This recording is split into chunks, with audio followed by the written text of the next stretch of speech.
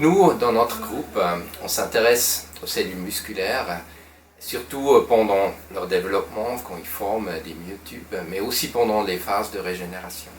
C'est important de réaliser qu'à l'intérieur du muscle, il y a des protéines contractiles,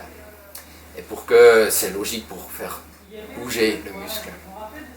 Mais dans le tissu, c'est beaucoup plus complexe que ça, parce que ces éléments contractiles doivent être physiquement et mécaniquement connectés à, par exemple, des éléments de notre bras, les tendons, pour effectivement faire bouger nos os. Donc, cette liaison avec l'extérieur de la cellule, c'est ça qui est important dans notre groupe de recherche. Donc, nos recherches se font essentiellement avec des cellules en culture qu'on a prélevées, on a obtenues de nos collaborateurs,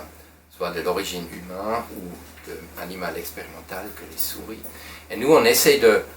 comprendre les protéines impliquées à l'intérieur de ces cellules et on va les modifier par mutagénèse comme on le trouve par exemple dans les patients.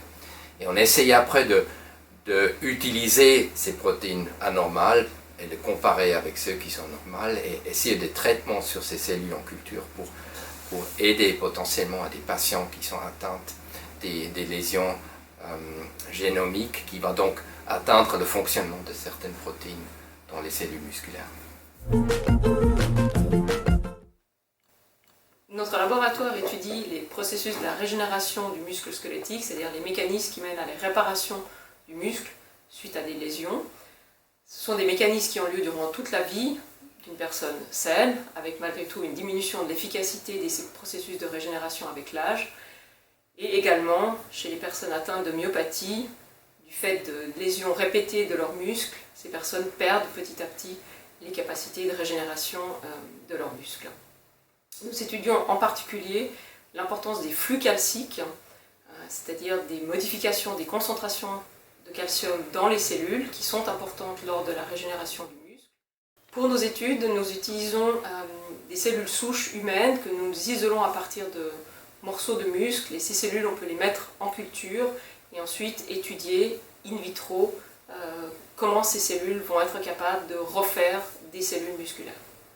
Bien que notre laboratoire ne travaille pas directement sur des pathologies musculaires, on sait que dans de nombreuses myopathies, des protéines qui sont impliquées dans ces régulations des flux calciques subissent des mutations et mènent justement à l'apparition de maladies musculaires. Et donc l'étude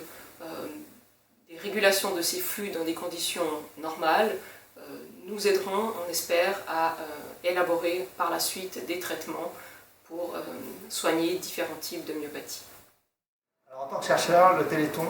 c'est très important parce que 50% de l'argent vient dans les labos de recherche et ça nous permet de travailler plus vite, effectivement, sur les maladies musculaires, leur traitement et la meilleure connaissance du muscle squelettique.